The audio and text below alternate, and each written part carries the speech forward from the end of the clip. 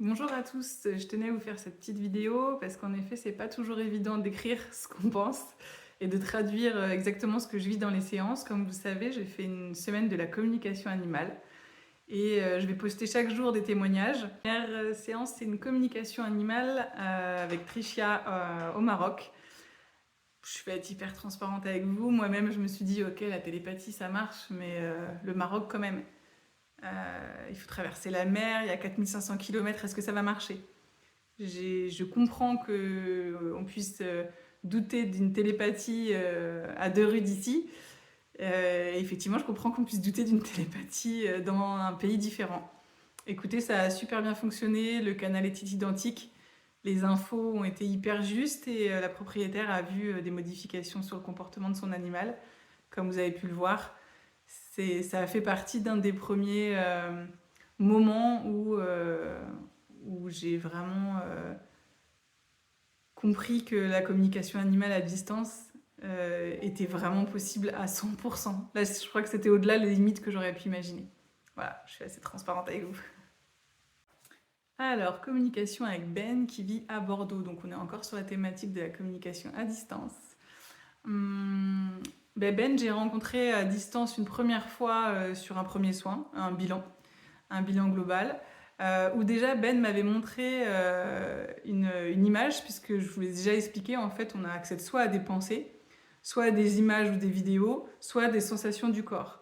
Et là, il m'a effectivement montré une cheminée, deux fauteuils, un canapé, et lui, avec son emplacement, il était, et toujours le mari de la propriétaire qui m'a appelé dans le même fauteuil à gauche. Donc j'indique ça à la propriétaire qui me dit mais oui c'est exactement ça, bluffant, et m'envoie la photo de son salon. Et mis à part que la cheminée était en pierre, tout était complètement juste. Et la fois d'après, on a fait une séance avec sa propriétaire sur le fait d'arriver à se détendre avant une situation un peu complexe puisque son chien est réactif en promenade.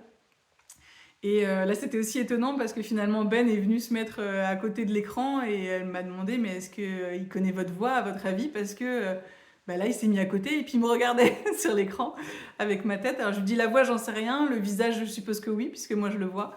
Mais pareil, j'en sais rien. Je sais pas, je vais pas vous vendre du rêve. Tout ça, ça n'a pas non plus une explication hyper précise à chaque fois. Et Ben, en fin de séance, me montre une balle. J'avais vraiment une image. Donc, des fois, c'est des vidéos. Et des fois, c'est des images. Une image d'une balle de tennis jaune, très très claire dans la tête, en disant mon propriétaire, la base de tennis jaune. Ok, d'accord. Donc, j'en parle à Anne qui me dit mais je pense qu'il n'y en a pas. Ah, si, peut-être dans le jardin, il y a une vieille balle, mais Ben joue jamais avec, quoi. Je lui dis bah, je sais pas, c'est ce qu'il a demandé. Donc, comme on lui demande de faire des efforts, bah, lui, il demande aussi une participation spécifique.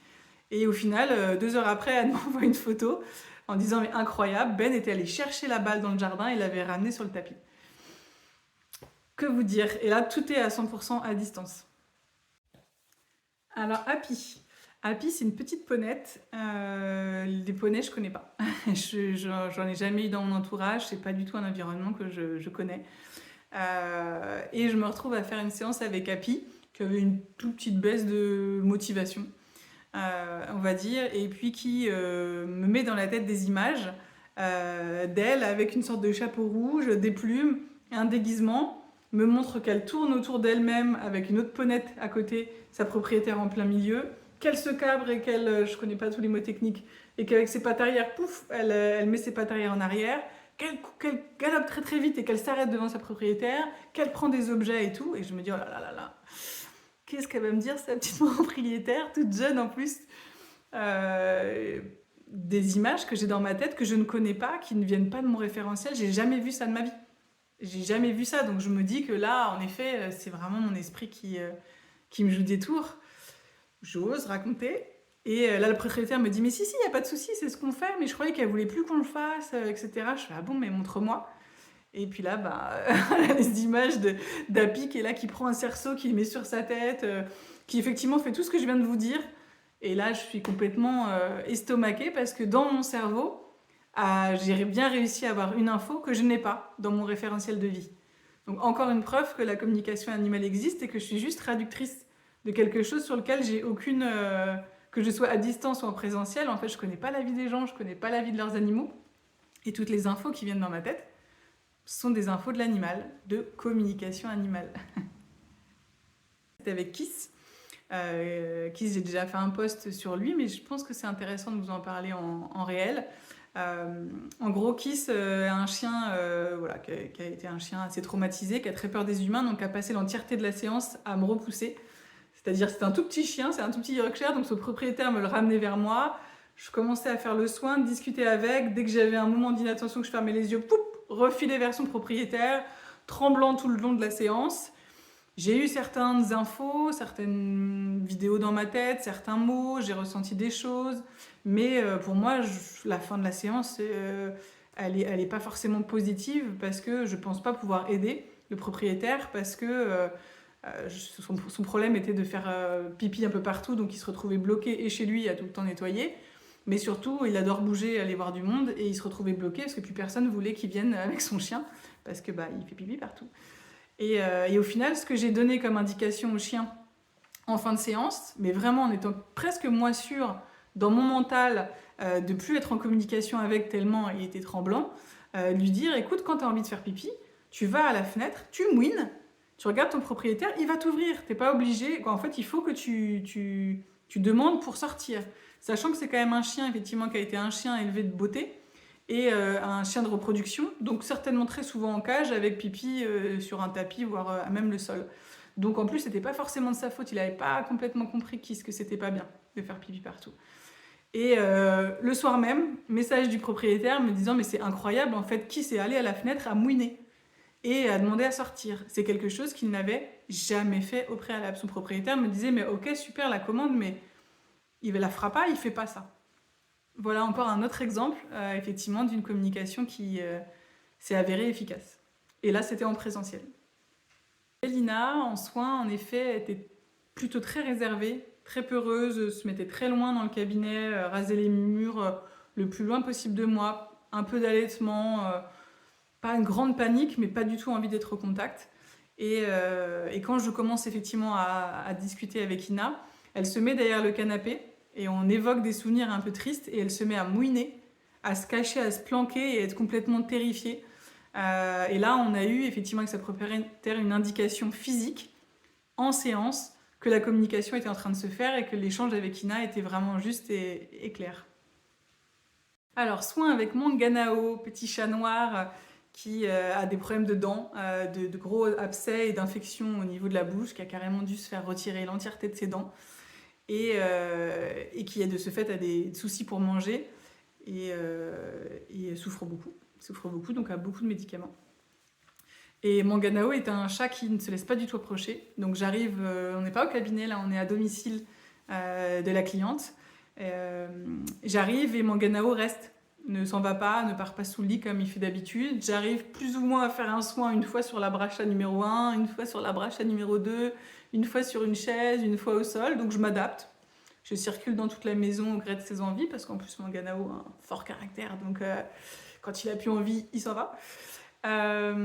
Et au final, en plein milieu de la séance, mon Ganao nous montre à sa propriétaire aussi que les échanges qu'on a sont des échanges justes, parce qu'une fois que j'arrive effectivement en soins énergétiques et effectivement à lui indiquer que ça va mieux sa bouche, faire un peu des méthodes d'auto-guérison en communiquant avec mon Ganao, file à la gamelle et mange 3 tonnes de croquettes devant nous.